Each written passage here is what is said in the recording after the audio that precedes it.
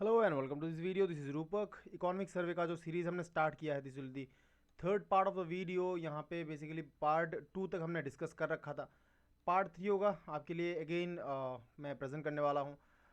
पहला जो हमारा इनिशियल 2 पार्ट था, यहाँ पे हमने ऑलरेडी डिस्कस कर ली है कुछ टॉपिक्स, जैसे कि आपका जो इनिशियल टॉपिक्स है, जो इनिशियल चैप्टर्स है अप टू इंडस्ट्रियल सेक्टर हमने डिस्कस कर लिया है। नाउ आखिर के जो 2 सेक्टर्स है, service sector and of course जो social infrastructure employment and human development का एक सेक्टर दिया हुआ है, ये 2 चैप्टर यहाँ पे बात करेंगे हम। जो थर्ड जो लास्ट चैप्टर है, चैप्टर 11, ये बेसिकली कुछ सैटेलाइट इमेजेस दिया हुआ है।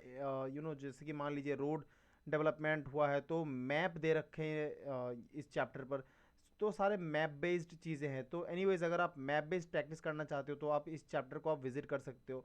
कुछ खास इसमें है नहीं, तो इसको मैं कवर नहीं कर रहा हूँ यहाँ पर।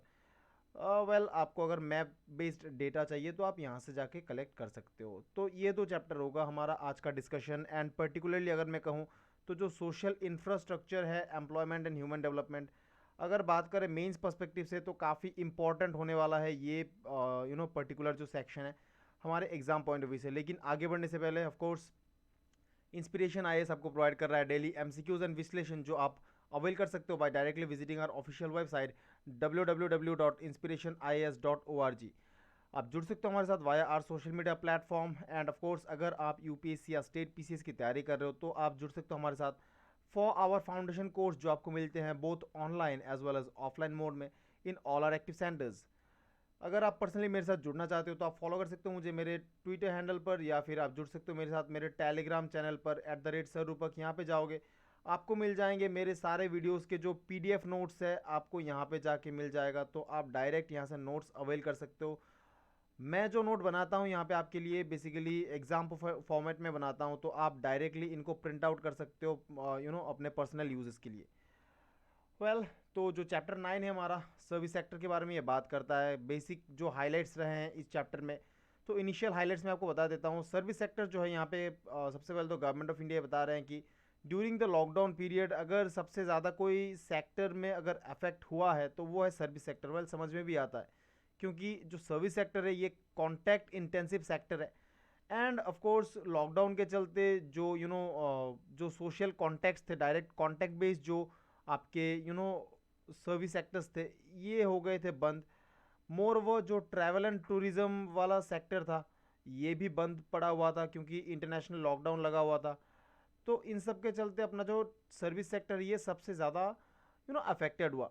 सो the total service as a whole अगर हम बात करें, mostly recovered from the impact of nation wide lockdown जो इम्पोज किया गया था। तो रिकवरी भी हमने देखा है पोस्ट लॉकडाउन पीरियड में। बात करें अगर इनका कंट्रीब्यूशन, तो मोर अराउंड एक्चुअली ओवर 50% जो है इंडियाज़ जीडीपी टोटल, अगर हम जीडीपी के बारे में बात करें तो 50% से भी ज़्यादा जो है हमारा सर्विस सेक्टर का कंट्रीब्यूशन रहता है। अगेन प्रीलिम्स बेस्ड क्वेश्चन आपको फैक्ट यहाँ से उठाकर दे सकते हैं, सेंटेंस बेस्ड जो क्वेश्चन होता है। अगर बात करें पैंडेमिक के दौरान, तो इंडिया का जो इन टर्म्स ऑफ जीवी अगर हम बात करें सर्विस सेक्टर में, तो इट डिक्लाइन फ्रॉम 55% जो 1920 में हुआ करता है to 53%। So there is a decline in terms of gross value addition. As per the first advance estimate जो GVA for the service sector रहेगा फॉर द फाइनेंशियल ईयर 21-22, तो it is expected to be somewhere around 8.2%। तो यहाँ पे आप देख सकते हो this is the advance estimate given for the financial year 2021-22। And अगर आप इसका ईयर ऑन ईयर बेसिस पे देखोगे 2020-21, आपको पता होगा लॉकडाउन लगा था, तो फाइनेंशियल ईयर जो था इनिशियल में ही, स्टार्टिंग में ही हम लॉकडाउन फेज में थे। तो ये करीब नेगेटिव 8.4 के आसपास रहा था। अगर हम बात करें ट्रेड, हॉस्टल, जो भी होटल्स वगैरह, जो भी सर्विस सेक्टर है, इन सब में आप इस पीरियड में देखोगे एक नेगेटिव लॉकडाउन की वजह से जो नेगेटिव ट्रेंड यहाँ पे हमने देखा है। एंड देन देयर आफ्टर जो एडवांस एस्टिमेट है for this particular financial year 21-22, these are the breakups. But then आपको ये 8.2 अगर आप याद रखते हो तो इतना काफ़ी हो जाएगा। सेक्टर वाइज ब्रेकडाउन आपको याद रखने की ज़रूरत नहीं है। बात करें अगर बैंक क्रेडिट के बारे में, तो देखिए कंटिन्यूस हमने एक डिक्लाइन देखा था from January till the last of 2019। फिर नवंबर 2019 के आसपास यहाँ से थोड़ा सा हमने पीक देखा था, लेकिन अगेन यहाँ पे क्योंकि आपका लॉकडाउन स्टार्ट हो गया तो यहाँ से अगेन बैंक क्रेडिट में भी हमने कुछ हद तक गिरावट देखा है, हालांकि सितंबर 2021 से एक पॉजिटिव यहाँ पे ट्रेंड हमें नज़र आ रहे हैं इन टर्म्स ऑफ। अगर हम बात करें बैंक क्रेडिट, तो यही स्टेटमेंट्स दिया हुआ है, not so important from exam perspective बात करें अगर तो। अगर हम अलग अलग स्टेट एंड यूटी का देखें परफॉर्मेंस सर्विस सेक्टर में, तो फिर आप यहाँ पे देख पाओगे गवर्नमेंट ऑफ इंडिया डेटा आपको प्रोवाइड करता है अलग अलग स्टेट के लिए ईयर ऑन ईयर बेसिस पे जो परफॉर्मेंस रहा इन terms of GVA percentage year on year basis. तो 2018-19 से लेकर 2021 तक का डेटा हमें प्रोवाइड किया हुआ है गवर्नमेंट ऑफ इंडिया ने, and these are the state wise जो ब्रेकअप रहा है। अंडमान एंड निकोबर जो है, of course it also includes UT. So इनका जो है एज ए होल अगर हम बात करें 64.82% रहा है share service in gross value addition. वही ग्रोथ अगर बात करें तो 5.56 इन टर्म्स ऑफ। अगर हम यूटी का बात करें, आंध्र प्रदेश जो है स्टेट के टर्म्स में अगर हम बात करें तो इनका तो ओवरऑल एक डेटा दिया हुआ है स्टेट वाइज परफॉर्मेंस का। Well not so again important, उतना कुछ खास है नहीं यहाँ से। बात करें अगर एफडीआई इनफ्लो इन सर्विस सेक्टर के बारे में, तो देखिए सर्विस सेक्टर जो है लार्जेस्ट रेसिपिएंट रहा है अगर हम बात करें एफडीआई को लेकर। So it has been the largest recipient of FDI inflows in India, and according to World Investment Report 2021 जो कि रिलीज़ करता है United Nation Conference on Trade and Development, तो इनके मुताबिक इंडिया जो है it was the fifth largest recipient, it was the fifth largest recipient of FDI in 2020, improving its rank from ninth position in 2019। जो 2019 में ninth position हुआ करता था अपना, now it the rank is somewhere around fifth largest recipient हम कह रहे हैं। सो हमारा जो रैंक है भाई 4 पॉइंट हमने इम्प्रूव किया हुआ है।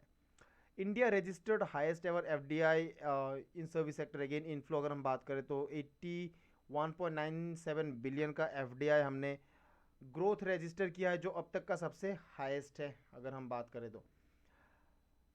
Talking about the trades in service sector, तो देखिए जो वर्ल्ड ट्रेड है in commercial service plummeted in 2020 following the कोविड-19 पैंडेमिक। वेल अगेन सेम वही बात है।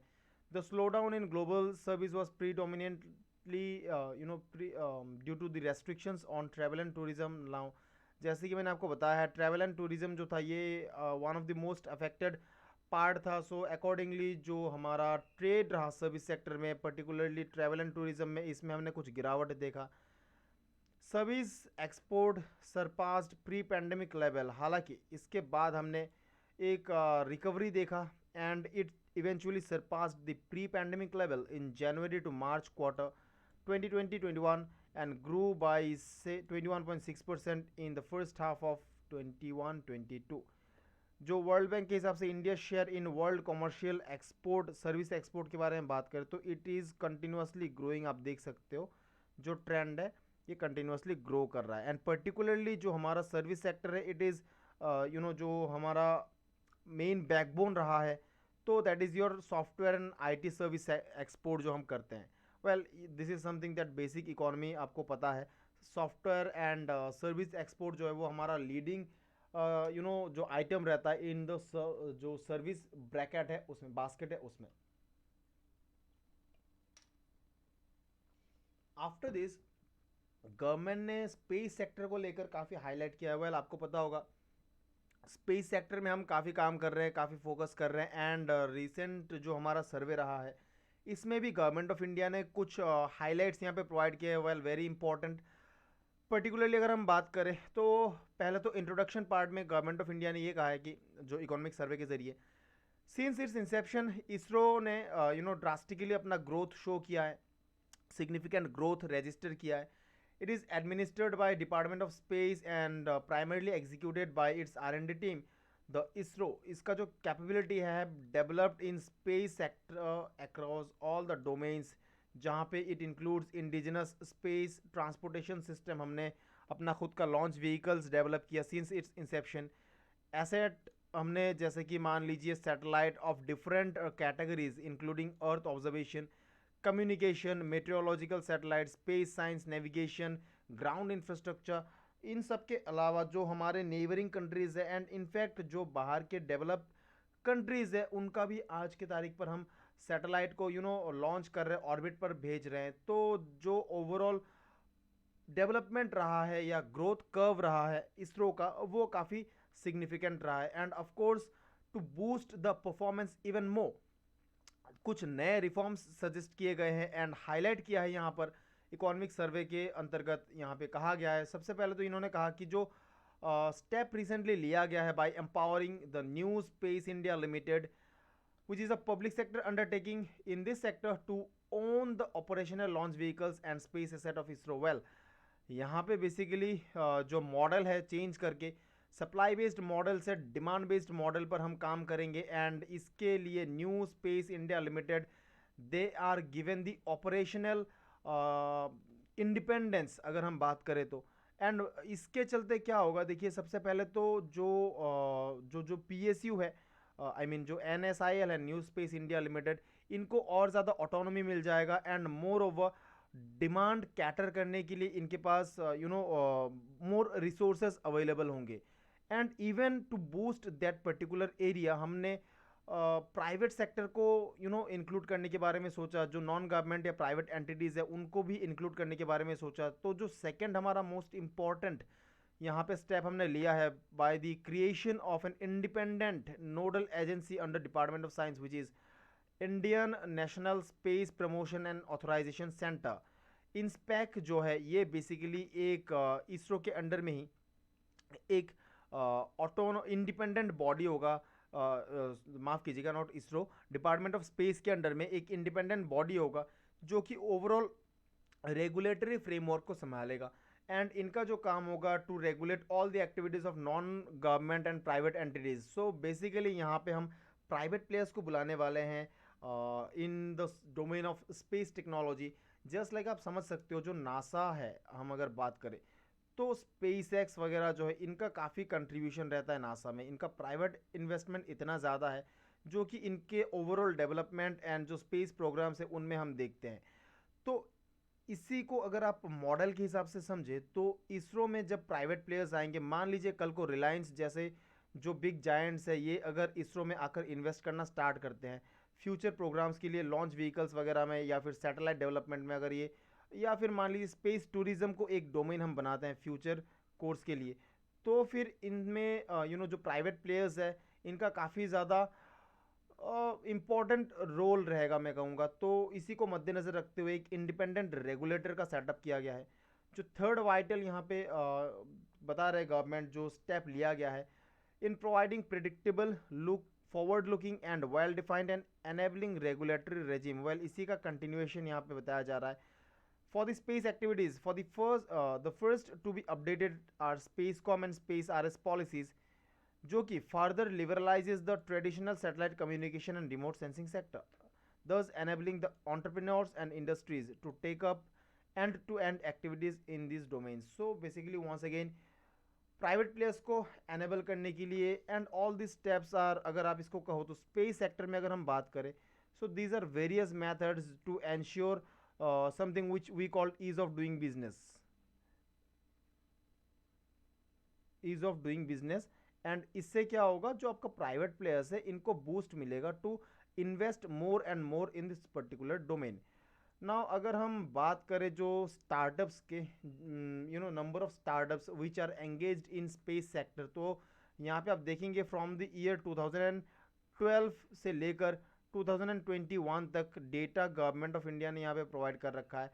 एंड यहाँ पे आप देखोगे जो इनिशियल आपके अप टू 2016 जो आपके नंबर ऑफ प्लेयर्स थे, स्टार्टअप्स थे जो स्पेस सेक्टर में काम कर रहे थे, ये मैं कहूँगा ना के बराबर था। But then post 2016 and particularly 2019 से लेकर 21 तक लगभग 4 गुना से भी ज़्यादा हमने यहाँ पे जो प्राइवेट स्टार्टअप्स है या इंडिविजुअल स्टार्टअप्स है उनको इंक्लूड किया है स्पेस टेक्नोलॉजी में, स्पेस एवेन्यूज़ में अपना योगदान देने को। सो जो इनका योगदान इसको या फिर कंट्रीब्यूशन को हम प्रमोट करने के लिए। सो आप देख सकते हो 2019 में जो 11 स्टार्टअप्स हुआ करते थे, now it's 747। So more than 4 times हमने जो स्टार्टअप्स है, न्यू स्टार्टअप्स है बेसिकली, उनको यहाँ पे इनवाइट किया है स्पेस सेक्टर में एंड इनको चांस मौका दिया है to invest in the space sector. Startup का एक इंडिपेंडेंट सेगमेंट यहाँ पे दिया हुआ है इन दिस सर्वे। सो यहाँ पे बेसिकली बता रहे हैं गवर्नमेंट की जो स्टार्टअप का इकोसिस्टम है, it has grown remarkably over the last 6 years. Most of those belong to the service sector. Once again, service sector being the leader in our जो in terms of अगर हम domestic जो gross domestic product है GDP के बारे में बात करें, तो वंस अगेन गवर्नमेंट ने फोकस किया है स्टार्टअप्स को, एंड सर्विस सेक्टर में सबसे ज़्यादा जो स्टार्टअप इनका ग्रोथ हमने रजिस्टर किया है. During 2021 government have recognised over 14,000 new startups as compared to only 733 new startup during 16 and 17. So government basically last 5 साल का जो हमारा ट्रैक रहा है उसके साथ कंपेयर करते हुए बता रहे हैं, जब 2016-17 में 733 न्यू स्टार्टअप रजिस्टर हुआ था, अभी हमारा जो है करीब करीब 14,000 न्यू स्टार्टअप हमने रजिस्टर किया during 2021 only. As a result, more than 61,400 startups have been recognized in India as of January 2022. Well, so this is the roughly जो number of startups है. Well, overall आप यहाँ से याद रख सकते हो कि जो startup ecosystem है उसको काफ़ी boost मिला है पिछले 5-6 सालों में. Over the recent years, Delhi has replaced Bengaluru as a startup capital. Well, this is something that we know. We have come across already this point. Over 5,000 recognized startups were added in Delhi. Well, इन सब के अलावा महाराष्ट्र जो है, अगर हम number of startup के बारे में बात करें तो महाराष्ट्र इज़ दी लीडर अभी भी इन टर्म्स ऑफ जो रिकग्नाइज्ड स्टार्टअप है. मोर ओवर अगर हम बात करें यूनिकॉर्न स्टेटस के बारे में, तो करंटली अराउंड 44 नए स्टार्टअप है जिनको यूनिकॉर्न स्टेटस मिला है, and it overtook UK to emerge as a third highest country in the number in terms of the number of unicorns after US and China. Well, very important prelims perspective से. So we standard number 3 position, number 3 slot जब हम बात करते हैं number of unicorns के बारे में. So we have recently surpassed United Kingdom. And as of January 14, 2022, India has total 83 unicorns with a total valuation of over 277 billion US dollar. बात करें नंबर ऑफ स्टार्टअप्स जिनको रिकग्नाइज किया गया है, तो आप देख सकते हो 2016-17 के साथ वंस अगेन कंपेयर करते हुए 2021-22 का डेटा यहाँ पर गवर्नमेंट प्रोवाइड कर रही है. सो दिस इमेज जो आप यहाँ पे देख रहे हो, this is your image from 2016-17. यहाँ पे जो येलो डॉट्स आप देख रहे हो, these are the new recognitions जो स्टार्टअप को मिला है स्टेट वाइज. एंड कंपेयर करें अगर हम जो यहाँ पे बात करें, सो जो नंबर ऑफ स्टार्टअप्स इनका रिकग्निशन वेल काफ़ी सिग्निफिकेंटली बढ़ा है. जो यहाँ पर रेड डॉट्स आप देख रहे हो या फिर रेड जो आप कलर देख रहे हो, वो when they have more than 200 the states या फिर this regions have more than 200 recognised startups. So जो कलर ग्रेडियंट है यहाँ पर, it shows the number of जो रिकग्नाइज्ड स्टार्टअप्स है. So accordingly as a whole आप यहाँ पे कह सकते हो कि कंपेयर टू 16-17 लास्ट 5 सालों में हमारा जो ओवरऑल स्टार्टअप इकोसिस्टम है अगेन उसमें काफ़ी बूस्ट मिला है. पेटेंट के बारे में गवर्नमेंट कह रही है कि जो है ग्रेजुअली हमने patent filing and patent granting में काफ़ी इंप्रूवमेंट, काफ़ी सुधार हमने यहाँ पे शो किया है. The number of patents of filed जो पेटेंट फाइल्ड हुआ इंडिया में has gone up from 39,400 in 2010-11 to 45,000 in 16 and 17 to 58,500 plus in 2021, and the patents granted in India has gone up from 7,000 to 9,800 to 8,000 28,391 during the same period. Well, आपको numbers याद नहीं रखना है, आपको ये याद रखना है कि इन terms of filing and in terms of patent grant, दोनों पेटेंट फाइल को हम कहें या फिर पेटेंट ग्रांट जो है इसको हम कहें, तो दोनों में ही हमने सिग्निफिकेंट नंबर में सुधार हमने देखा है. अगर हम बात करें पेटेंट फाइलिंग का, तो एज ऑफ 2021 मोर देन 55,000 आप याद रख सकते हो, समवॉट लेस देन 60,000 हमारा जो है न्यू पेटेंट को हमने फाइल करते हुए देखा है, फाइल हुआ है. And in terms of patent grant it stands somewhere below 30,000. सो आप रफली इतना याद रख सकते हो. हालांकि हम अगर बात करें हमारे काउंटर पार्ट जो दूसरे कंट्रीज़ है, चाइना, यूएस, जापान, कोरिया, तो still in terms of number of patent granted India जो है वो काफ़ी पीछे पड़ा हुआ है. According to World Intellectual Property Organization, वीपो जो है ये बेसिकली पेटेंट ग्रांट को ये अपने डेटा के ज़रिए ये बेसिकली जो वर्ल्ड इंटेलेक्चुअल प्रॉपर्टी इंडिकेटर्स है इसके ज़रिए दर्शाते हैं. यहाँ पे आप देख सकते हो, अगर आप देखोगे तो स्टिल जो इंडिया का परफॉर्मेंस है इन टर्म्स ऑफ पेटेंट पेंडेंसी, तो ये काफ़ी ख़राब है मैं कहूँगा इन टर्म्स ऑफ। अगर दूसरा देखो आप रशिया में, जहाँ पर इन टर्म्स ऑफ मंथ अगर हम बात करें, एक पेटेंट आप फाइल करते हो एंड उसको ग्रांट होने में जहाँ पे करीब करीब 4 महीने के आसपास लगते हैं। वहीं जापान, ऑस्ट्रेलिया, इन सब के कंपैरिजन में अगर आप देखो तो इंडिया में वो 42 मंथ्स के आसपास। It means you know somewhat more than आप कह सकते हो 3 इयर्स, 3.5 इयर्स टाइम लग जाता है। So that is the pendency is too high. तो compare to our counterpart, जो इंडिया का ओवरऑल पेटेंट इकोसिस्टम है वो अभी भी काफ़ी पीछे पड़ा हुआ है। एंड जो one of the key reason है लो पेटेंट का, दैट इज़ हमारे काउंटर बाकी कंट्रीज, इसका एक रीज़न है low expenditure on R and D. India का जो एक्सपेंडिचर है रिसर्च एंड डेवलपमेंट में, ये in in in terms of the percentage of gross domestic product only 0.7% ये खर्चते हैं, जबकि जो बाकी कंट्रीज़ हैं जैसे यूएसए जैसे कंट्रीज़ है, सम अराउंड 4 to 5% इनका खर्चा रहता है, इवन मोर देन दैट। सो जो हमारा ओवरऑल आर एन डी पर एक्सपेंडिचर ये काफ़ी कम है, and that is one of the reason क्यों इंडिया में जो इनोवेशन या फिर इनोवेटिव जो इकोसिस्टम है या ओवरऑल जो patent number of patent filing है ये इतना कम है। एक और जो रीज़न है कम पेटेंट होने का, वो है आपका पेंडेंसी ऑफ पेटेंट्स, जो डिले होता है, प्रोसीजरल डिले होता है, कम्प्लेक्सिटी एंड या फिर आप इसको रैट टाइपिज्म कह लो। तो ओवरऑल अगर हम बात करें, जो एवरेज पेंडेंसी है, like I have mention for the final decision in acquiring the patent, it is somewhere around 42 months as of 2020, जो कि काफ़ी हाई है। अगर हम बात करें दूसरे कंट्रीज़ के बारे में, तो यूएसए में जो करीब 20.8, चाइना में 20, कोरिया में 15, जापान में 15, कोरिया में 15.8, माफ़ कीजिएगा, साउथ कोरिया ऑफ कोर्स। तो ओवरऑल हम बात करें तो बाकी कंट्रीज़ में जो पेटेंट फाइलिंग होने के बाद जो इनको पेटेंट ग्रांट किया जाता है, अगर आप देखोगे तो उनको नंबर ऑफ मंथ्स काफ़ी या नंबर ऑफ डेज जो है वो काफ़ी कम लगता है, जबकि इंडिया में वो सिग्निफिकेंटली हाई है। So this is another reason for high patent, जो नंबर ऑफ पेटेंट है वो इंडिया में इतना लो क्यों है।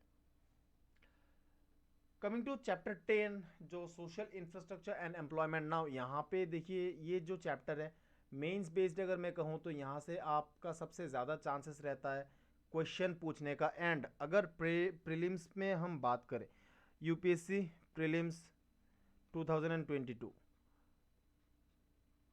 अगर हम 22 प्रीलिम्स के बारे में बात करें, आप अगर कहो कि सर स्कीम बेस्ड क्वेश्चंस क्या पूछ सकते हैं या क्या इंपॉर्टेंट रहेगा, तो मैं कहूँगा ये जो सेक्टर है, ये जो सेक्शन है, इसको आप एक बार बहुत ही अच्छे से, बहुत ही थोरोली आप पढ़ लो, क्योंकि इसमें गवर्नमेंट ने हर सेक्टर के लिए अलग अलग डिस्कशन रखा है। हर सेक्टर में जो जो स्कीम्स गवर्नमेंट ने लिया हुआ है, and particularly under Atmanirbhar Bharat अभियान में गवर्नमेंट ने जितने सारे स्कीम्स लॉन्च किए हैं, सारे लगभग सारे स्कीम्स यहाँ पर मेंशन किया गया है, starting from health to education and to basic amenities like provision of drinking water, LPG and all. तो सारे सेक्टर को इसमें गवर्नमेंट ने कवर किया है। अगर सोशल सिक्योरिटी डेवलपमेंट रिलेटेड कोई क्वेश्चन पूछना है मेंस में, या स्कीम से रिलेटेड कोई क्वेश्चन पूछना है प्रीलिम्स में, तो definitely this is the chapter you should be looking for.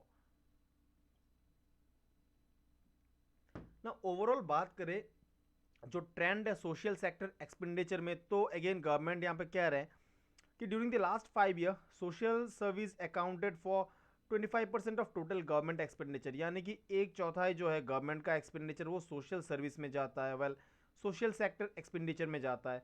Total अगर आप देखोगे ओवरऑल फ्रॉम 2014-15 टिल 2021-22 जो बजट एस्टिमेट है, या आप रिवाइज एस्टिमेट 2021 का अगर आप मान के चलो, तो total budgetary expenditure in social sector जो है, इसका आप ट्रेंड देख सकते हो। सो ये कंटिन्यूसली बढ़ा है। अगेन स्टेटमेंट बेस्ड क्वेश्चन अगर आपको प्रीलिम्स में पूछना है, तो एक स्टेटमेंट आपको ऐसा पूछा जा सकता है कि the government expenditure in social sector is continuously increasing or has been continuously on a rise since 2014-15. So whether the statement is correct or wrong. So as you can see here, from 2014-15 till 2020-21 का जो revised estimate है, in fact जो budget estimate है 21-22 का, तो अब तक continuously हमने बढ़ते हुए देखा है government expenditure in social sector. So this statement would be correct. अलग अलग सेक्टर में गवर्नमेंट एक्सपेंडिचर यहाँ पे गवर्नमेंट मेंशन कर रहे हैं, तो ये अगेन ब्रैकेट अगर आप एजुकेशन सेक्टर में देखो तो आप देख सकते हो this has been the breakup health sector में एंड अदर सेक्टर में, so not so important, but जो आपका पहला वाला है कंटिन्यूस ट्रेंड, आपको नंबर याद नहीं रखना है, आप बस इतना ध्यान रख सकते हो कि यस जो हमारा एक्सपेंडिचर है वो रेगुलर बढ़ा है। गवर्नमेंट यहाँ पर कुछ एजुकेशन रिलेटेड इनिशिएटिव्स या जो स्कीम्स या फिर प्रोग्राम्स गवर्नमेंट ने रखा हुआ था ड्यूरिंग द पेंडेमिक पीरियड, इनको हाईलाइट किया है, तो इनको आप एक बार देख सकते हो। इनके लिए अगेन डेडिकेटेड वीडियोस आत्मनिर्भर भारत पैकेज के अंतर्गत जितने सारे स्कीम्स या कोविड के दौरान हमने जितने सारे स्कीम्स कवर किए थे उसमें आपको इनका सारा जो है ओवरऑल जिस्ट मिल जाएगा। बट देन फिर भी यहाँ पे क्योंकि सर्वे में मौजूद था तो मैंने सोचा कि आपको एक स्क्रीनशॉट प्रोवाइड कर दिया जाए। So these are the breakups, जैसे कि पी एम ई विद्या, इसमें लॉन्च किया गया था इसको मई 2020 में। It unifies all effort related to digital online on air education to enable coherent multimode access to education. Well आपको पता होगा लॉकडाउन लग चुका था, तो ऑनलाइन मोड ऑफ एजुकेशन किस तरह से प्रमोट किया जा सके, तो इसके लिए अलग अलग माध्यम हमने चुना था। So P M e Vidya was the convergence of all those mediums.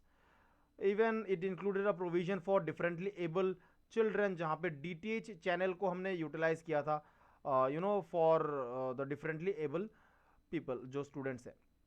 Next national digital education architecture, जिसको हमने लॉन्च किया था जुलाई 2021 को।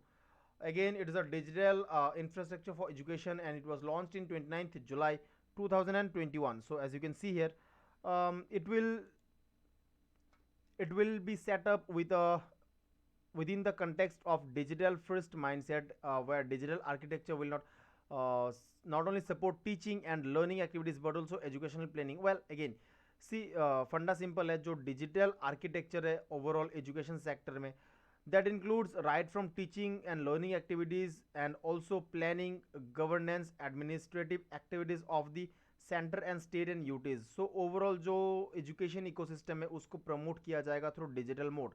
सो that is the National digital education Architecture. एक ओवरऑल आर्किटेक्चर बनाया जाएगा to promote a digital education platform. Vidyanjali scheme launch किया था to connect government and government aided schools through community volunteer management program. The government has launched Vidyanjali on 7 September 2021. So these are these some of the initiatives जो लिया गया था। well इनको मैं उतना ज़्यादा बोल नहीं रहा हूँ क्योंकि इनको हमने ऑलरेडी कवर किया हुआ है। जो लॉकडाउन पीरियड में जितने सारे स्कीम्स आए हुए थे उनको डेली बेसिस पे हमारे DNA सीरीज में हमने इनको कवर किया जितना तक पॉसिबल है। बट देन स्टिल आप इनको अवेल कर सकते हो डायरेक्टली मेरे टेलीग्राम चैनल पर जाके, आप इनका PDF डाउनलोड करके इनके बारे में पढ़ सकते हो। जो स्टेटमेंट्स ये सेल्फ एक्सप्लेनेटरी है, सो इनमें आपको दिक्कत नहीं होने वाला है। So without wasting time, major जो स्कीम्स अगेन गवर्नमेंट यहाँ पे बात कर रहे हैं ड्यूरिंग 21-22, एक तो नेशनल एजुकेशन पॉलिसी था ही, वेल इसके बारे में आपको पता है। एंड इन सब के अलावा जो बाकी स्टेप्स लिया गया है, Samagra Shiksha Abhiyan, it has been continued for a period of 5 years from 21-22 to 25-26 with total financial outlay. It is an integrated scheme for school education and covers entire gamut of preschool से लेकर class 12 तक का जो overall ecosystem है। It is in consonance with Sustainable Developmental Goal 4 and it not only provides a support to implement the right to education but also aligned with the recommendation of new education policy. Major जो interventions होगा यहाँ पर universal access, then foundational literacy and numeracy, gender and equity, inclusive education, quality and innovation, financial support for teacher salary, digital initiatives. So overall आप देखोगे जो समग्र शिक्षा, समग्र मतलब जो इसका जो आप कह सकते हो अलग अलग जो डायमेंशंस होंगे, ये मल्टीफेसेट प्रोग्राम होगा या फिर एक होलिस्टिक अप्रोच रहेगा to overall develop the teaching education, जो आपका इकोसिस्टम है, एजुकेशन इकोसिस्टम है, right from the preliminary level till the class 12 level. Preliminary का मतलब मेरा मतलब है जो प्री स्कूल लेवल है, नर्सरी से लेकर आपका क्लास 12 तक का। That includes not only infrastructure but also gender equity, teachers salary, digital initiatives, right to education and support to early childhood care etcetera. ये सारे चीज़ें ओवरऑल इस प्रोग्राम के अंतर्गत रखा जाएगा। सो समग्र शिक्षा स्कीम एक होलिस्टिक अप्रोच है टू एंश्योर एनेबलिंग या conducive environment overall in education ecosystem. निपुण भारत मिशन को लॉन्च किया गया था जुलाई 2021 में। गवर्नमेंट ने इसको लॉन्च किया था as a national mission on foundational literacy and numeracy. इसको जो proficiency in reading with understanding in numeracy, तो निपुण भारत जो है इसको बेसिकली दो बेसिक मुद्दों को टारगेट करते हुए हमने लॉन्च किया था, फाउंडेशनल लिटरेसी एंड दूसरा हो गया आपका न्यूमेरेसी। यहाँ पे प्रायोरिटी एक्शनेबल एजेंडाज सेट किया जाएगा स्टेट एंड यूटीज के लिए, and basically the goal is to achieve proficiency in foundational literacy and numeracy for every child by grade 3। इसको आप ऐसे समझ लो, देखो सर्व शिक्षा अभियान जो है ये डेफिनेट सी बात है एक सक्सेस स्टोरी रहा है जब हम एनरोलमेंट के बारे में बात करें, लेकिन एक ड्रॉबैक ये रहा है कि जो आपका फाउंडेशनल लिटरेसी है एंड जो न्यूमेरेसी है स्कूल गोइंग चिल्ड्रन का, पर्टिकुलरली आप देखोगे जो क्लास 4-5 क्लास में जाने वाले जो बच्चे हैं इनको बेसिक न्यूमेरेसी का जो आइडिया है, पर्टिकुलरली जो मार्जिनलाइज्ड जो एरियाज़ है या फिर जिन एरियाज़ में प्रॉपर एजुकेशनल इंफ्रास्ट्रक्चर पहुंचा नहीं है, तो आप देखोगे जो क्लास 4-5 में जाने वाले बच्चे हैं इनको बेसिक न्यूमेरेसी या फाउंडेशनल जो लिटरेसी है, रीडिंग कैपेसिटी वगैरह ये प्रॉपरली डेवलप हुआ नहीं है। तो इसी को मद्देनज़र रखते हुए निपुण भारत का जो इनिशिएटिव है इसको हमने स्टार्ट किया है, एंड जो बेसिक हमारा फोकस रहेगा कि basic numeracy and foundational literacy को हम इनकलकेट करें या फिर जो प्रोफिशिएंसी है वो डेवलप करें to the school going children up to grade 3 level.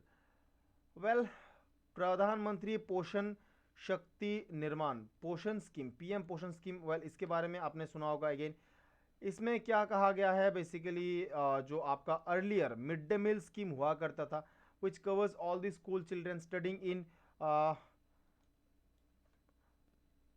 Balavatika just before class 1, well that is a grade, and the class 1 to class 8 in government and government aided schools. During 2021 about 11.80 crore children studying in these many institutions benefited under the scheme. PM Poshan Abhiyan in school has been approved for implementation over 5-year period, well with a financial outlay of 54,000 crore से थोड़ा सा ज़्यादा है, और central government and state government का joint initiative है। So it is अ आप कह सकते हो जो अपग्रेडेड वर्जन है या फिर an extension of mid day meal scheme, PM Poshan Abhiyan.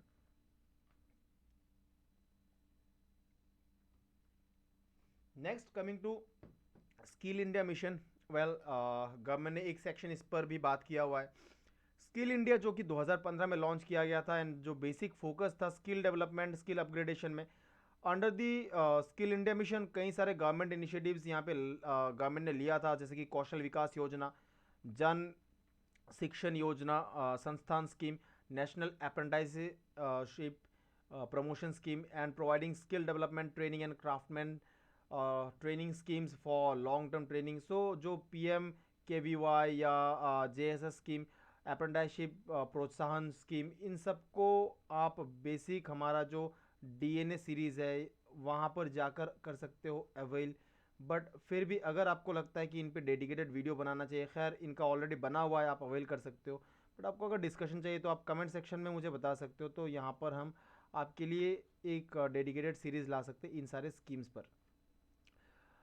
Next, अब देखिए ये जो स्कीम्स है ना, ये ऑलरेडी ये पुराने स्कीम्स है, ये ऑलरेडी चल रहे हैं, तो गवर्नमेंट ने उन्हीं को हाईलाइट किया है। लाइक मैंने मेरे प्रीवियस वीडियो में ये कहा था कि जो सर्वे है ये बेसिकली ओवरऑल कंपाइलेशन है कि गवर्नमेंट ने अब तक क्या किया है, क्या कर रहे हैं, एंड जो बजट आने वाला आता है उसके बाद वहाँ पर गवर्नमेंट बताते हैं कि अब आगे हम क्या करेंगे।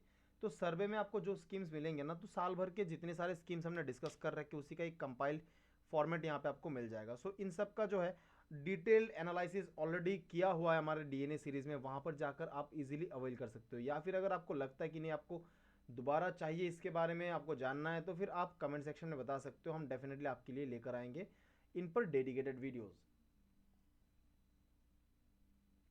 नेक्स्ट, एक सेक्शन में गवर्नमेंट ने बात किया है आत्मनिर्भर skilled employees employer mapping portal, एक पोर्टल असीम पोर्टल, ये काफ़ी न्यूज़ में रहा था। बेसिकली इसको 2021 दिसंबर को ये एज ऑफ जो डेटा हमारे पास आया है 1.38 करोड़ कैंडिडेट को ऑलरेडी रजिस्टर कर लिया गया है। एंड पैन इंडिया लेवल पर अगर हम बात करें तो जो अभी तक का इसका रजिस्ट्रेशन है, तो ये करीब करीब 1.38 करोड़ कैंडिडेट का रजिस्ट्रेशन ये इंक्लूड करता है। वेल असीम पोर्टल बेसिकली है क्या चीज़, देखिए ये एक ऐसा प्लेटफॉर्म है ना जहाँ पर एम्प्लॉई एंड एम्प्लॉयर जो है इन दोनों को कन्वर्ज किया जाता है। अब मान लीजिए यहाँ पर कोई employee, you as an employee आप कहते हो कि मुझे एक पर्टिकुलर सेक्टर के लिए, इस XYZ सेक्टर के लिए लोग चाहिए काम करने के लिए। सो जो एम्प्लॉयर है, तो एम्प्लॉई जो है वो यहाँ पर अवेल कर सकते हैं डेटा कि ओके फाइन मैं इस सेक्टर के लिए एलिजिबल हूँ, then I can go for this particular sector. तो यहाँ पर जाके ये डायरेक्टली कांटेक्ट कर सकते हैं एम्प्लॉयर को एंड बेसिकली अपना जो जॉब है उसको अवेल कर सकते हैं। So that is your the basic functioning of जो असीम पोर्टल है। The portal consists of three IT-based artificial intelligence-driven interface for stakeholder interaction, a job application for individuals with access to hyperlocal job using machine learning and automated match based on persona। तो जैसे कि मैंने कहा है, आपका यहाँ पे profile रहेगा तो आप डायरेक्टली एक्सेस कर सकते हो इन्फॉर्मेशन की, किस कहीं पे अगर ऐसा कोई जॉब अवेलेबल है तो आप डायरेक्टली अवेल कर सकते हो, या फिर जो एम्प्लॉयर है उनके लिए भी अवेलेबल ऑप्शन रहेगा कि वो अपने नीड के हिसाब से जो एम्प्लॉयज़ है उनको यहाँ पे हायर कर सके। Next it talks about India international skill centre network, IISC network is catering the need of foreign countries where Indian manpower is in demand. IISC network is a fee-based market-driven model based on the global workforce supply and demand dynamics. It provides incremental skill training on international standard and basically इसको मैं simple language में आपको बता देता हूँ, well ये आप पढ़ सकते हो। इंटरनेशनली अगर हम बात करें, कहीं पे कोई ज़रूरत है किसी कंट्री में, एक पर्टिकुलर वॉर के लिए कुछ रिक्वायरमेंट चाहिए होता है, skill in terms of skill of course, requirement not in terms of documentation passport वगैरह मैं नहीं कह रहा हूँ, इन टर्म्स ऑफ स्किल्स। सो ये जो नेटवर्क है ना, ये फॉरेन कंट्रीज़ में जहाँ पर भी ऐसा कोई डिमांड सेक्टर होगा जहाँ पे इंडियन वर्कफोर्स जो है वो जाकर काम अवेल जॉब अवेल कर सकते हैं या अपना सर्विस प्रोवाइड कर सकते हैं। So it is a basically a network जहाँ पर इंडिया ने कई सारे कंट्रीज़ के साथ ऐसा एग्रीमेंट बना रखे हैं जैसे कि Germany, Belarus, UK, France, Australia, Japan, कतार। तो यहाँ पे अप्रेंटाइशिप एंड ट्रेनिंग का प्रोग्राम है, तो एक इंडियन, मान लो कोई भी XYZ जो इंडियन है, ये डायरेक्टली अवेल कर सकते हैं data from this network and जो कंट्रीज़ इनके साथ एग्रीमेंट बनाया हुआ है वहाँ पर जाकर ये अपना जो भी स्किल यहाँ पर अगर रिक्वायर्ड है तो यहाँ पर ये कर सकते हैं अपना परफॉर्म। देन एक डेटा गवर्नमेंट प्रोवाइड करते हैं यहाँ पर फॉर्मल एंड इनफॉर्मल जो वर्कफोर्स है इन ऑर्गेनाइज्ड एंड अनऑर्गेनाइज सेक्टर यहाँ पर। तो इसको अगेन आप जस्ट नंबर आप ध्यान रख सकते हो कि over the period of time 2017-18 से लेकर 1920 तक फॉर्मल ऑर्गेनाइज सेक्टर में हमारा वर्कफोर्स जो 4.43% था, इट इंक्रीज टू 4.91% एंड 5.09%। सो आप कह सकते हो फॉर्मल ऑर्गेनाइज्ड सेक्टर में जो हमारा ग्रोथ है इन टर्म्स ऑफ एम्प्लॉयमेंट, तो ये कुछ मार्जिनली इंक्रीज हमने देखा है। अगर बात करें फॉर्मल अनऑर्गेनाइज्ड सेक्टर का तो 2.28 से 0.45 0.80, सो इसमें आपने इजाफा देखा है। So these are the data you can interpret well. जो मोस्ट इंपॉर्टेंट है, इनफॉर्मल अनऑर्गेनाइज्ड सेक्टर में कितने वर्कफोर्स है, 37.79% हुआ करता था 2017-18 में, वो बढ़कर इनफॉर्मल अनऑर्गेनाइज्ड सेक्टर में 38.87 हो गया एंड 43.19%। सो ग्रेजुअल यहाँ पर इंक्रीज देखा है हमने इन terms of informal unorganised sector. So informalisation of labour force अगर हम बात करें तो ये हमने पिछले जो फाइनेंशियल ईयर 17-18 से लेकर 19-20 तक कंटिन्यूसली हमने बढ़ते हुए देखा है जो इनफॉर्मलाइजेशन है, जो कि डेफिनेट सी बात है, which is not a good sign, which is definitely not a good news. So ये आप याद रख सकते हो, जो अगर मैं कहूँ सबसे इंपॉर्टेंट सेक्टर यहाँ से है। नेक्स्ट गवर्नमेंट बात करती है जो रूरल लाइवलीहुड है, इनको प्रमोट करने के लिए गवर्नमेंट ने जो इनिशिएटिव्स यहाँ पे स्टार्ट किया है, अगेन अंडर द आत्मनिर्भर भारत रोजगार योजना। सारे स्कीम्स जो है अगेन पुराने स्कीम्स है, गवर्नमेंट यहाँ पे बात कर रही है इनके बारे में एंड अलग अलग स्कीम्स का नाम यहाँ पे आपको मिलेगा जो ऑलरेडी हम कवर कर चुके हैं। बट देन अगेन सारा जो स्कीम्स है सबका एक कंपाइलेशन यहाँ पे मैं आपके लिए, इसीलिए मैं यहाँ पर इनको मैंने रखा हुआ है कि आपको एक कंपाइलेशन मिल जाएगा एक होलिस्टिक व्यू के लिए। वेल स्कीम्स को तो आप जाके पढ़ ही सकते हो कि ये स्कीम क्या था, क्योंकि ऑलरेडी हमारे सीरीज़ में ये बना हुआ है। आत्मनिर्भर भारत रोजगार योजना, इसको अनाउंस किया गया था under Atmanirbhar Bharat 3 package to boost the economy. Wage employment के लिए गवर्नमेंट ने वेल मनरेगा में अपना एलोकेशन बढ़ाकर जो financial year 2021 it is increased to 73,000 crore from 61,500 crore in the financial year 2021। तो मनरेगा में अपना एलोकेशन बढ़ाया है एंड जो हमारा कवरेज है over 8.7 crore individual and 6.10 crore households were provided work so far under MNREGA. Employment and livelihood के लिए Garib Kalyan Rozgar Abhiyan government of India ने लॉन्च किया था जून 2020 में। सेल्फ एम्प्लॉयमेंट के लिए नेशनल रूरल लाइवलीहुड मिशन 2011 में लॉन्च किया गया था एंड इसके अंतर्गत कई सारे इनिशिएटिव्स स्टार्ट किए गए थे। Sustainable community institutions for poor, poverty elevation वगैरह प्रोग्राम हमने स्टार्ट किया था। सोशल प्रोटेक्शन के लिए प्रधानमंत्री श्रम योगी मानधन योजना जिसको लॉन्च किया गया था, ये बेसिकली एक voluntary and contributory pension scheme है जो आपका अप टू एज 60 ईयर तक आप इसमें पैसा लगा डाल सकते हो। एक आपको यू नो आप अगर मिनिमम एक पेंशन आपको 3,000 रुपये का यहाँ पर प्रोवाइड किया जाएगा गवर्नमेंट ऑफ इंडिया के द्वारा। ई श्रम पोर्टल के बारे में गवर्नमेंट बात करी है। ई श्रम पोर्टल क्या है, बेसिकली देखिए ये एक नेशनल डेटाबेस है for the unorganised workers. One of the main objective of this portal is to facilitate delivery of social security schemes to these workers. So, ई श्रम पोर्टल गवर्नमेंट ने लॉन्च किया था। हेल्थ सेक्टर में government बात कर रहे हैं कि जो प्रोग्राम्स है अंडर आत्मनिर्भर भारत पैकेज, एक तो था health and wellness centre establish करने के बारे में गवर्नमेंट ने बात किया। So under this universal health coverage को एश्योर करने के लिए government is targeting to create 1,50,000 health and wellness centre under Ayushman Bharat health and wellness centre programme. Then जो पीएम जय है, प्रधानमंत्री जन आरोग्य योजना जो है again under Ayushman Bharat, implemented by the National Health Authority in partnership with state governments. The scheme provides a health coverage of rupees 5 lakh per family per year for secondary and tertiary healthcare hospital जो facilities होंगे secondary and tertiary sector में। And जो coverage है इसका करीब करीब 10.74 crore poor and वॉलनरेबल families को cover करना है। Ayushman Bharat health infrastructure mission, इसमें इंफ्रास्ट्रक्चर डेवलप करने के बारे में बात कर रहे हैं in primary secondary and tertiary health care system, strengthening the existing national institutions and creating new institutions. अलग अलग सुपर स्पेशलिटी हॉस्पिटल्स वगैरह बनाने का प्रोग्राम रखा गया इसके अंतर्गत। प्रधानमंत्री स्वास्थ्य सुरक्षा योजना, in order to correct the regional imbalances in availability of affordable, reliable tertiary healthcare services and to augment facilities for quality medical education in the country. So basic जो मुद्दा है हमारा स्वास्थ्य सुरक्षा अभियान, इसका रीजनल इम्बैलेंस को दूर करने के लिए inequalities in terms of the tertiary health care services. इसके अंतर्गत government is constructing 22 new All India Institute for Medical Sciences and 75 government medical colleges. Upgradation project चल रहा है एंड ऑलरेडी अप्रूवल मिल चुका है and these are taken up for implementation.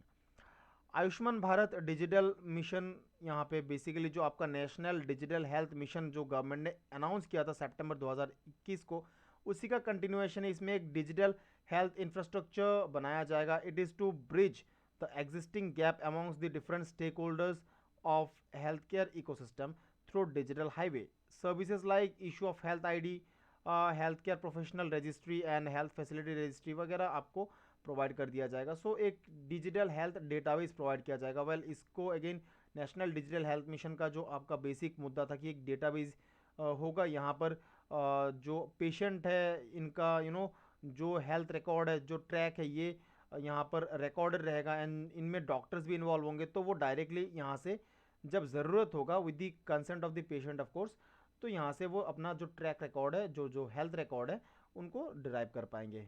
It talks about e Sanjeevani, जो patient to doctor basically teleconsultation service है, free of cost provide किया जाता है।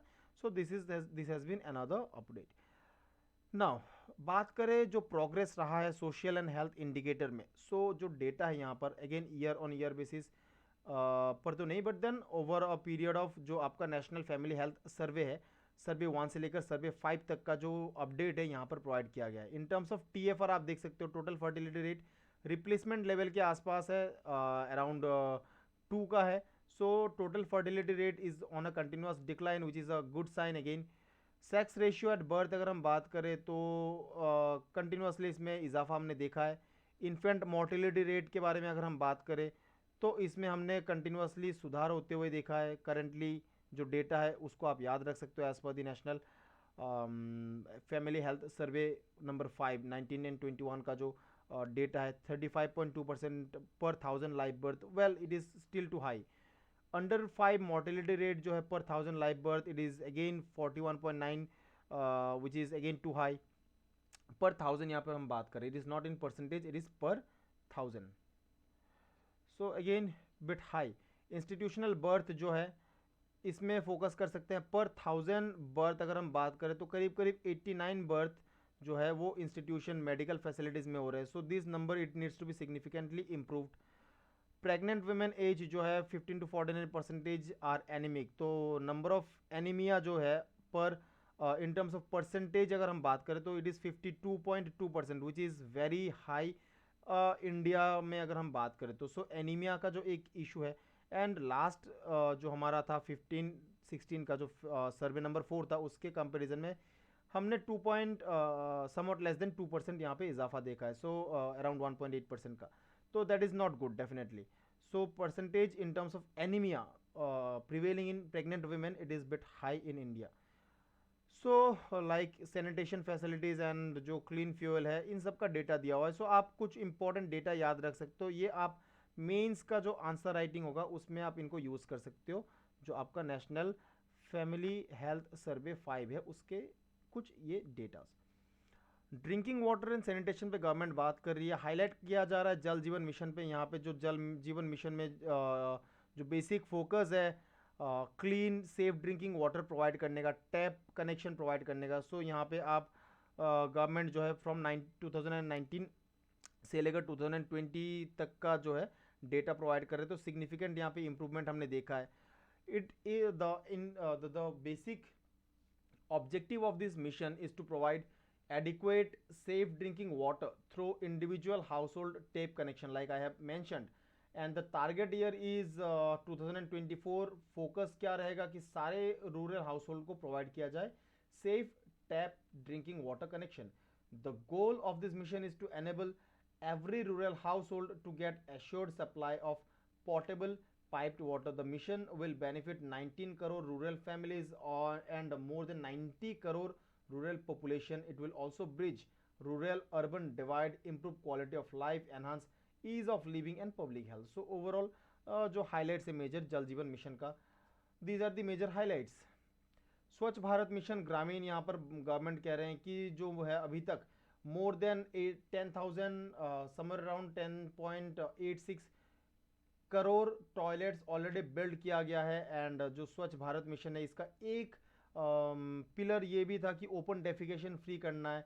सो हमारा जो नेक्स्ट टारगेट है ODF प्लस का जो फेज़ 2 होगा स्वच्छ भारत मिशन का, यहाँ पर इम्प्लीमेंटेशन होगा जो पीरियड है 2020-21 से लेकर 24-25 तक।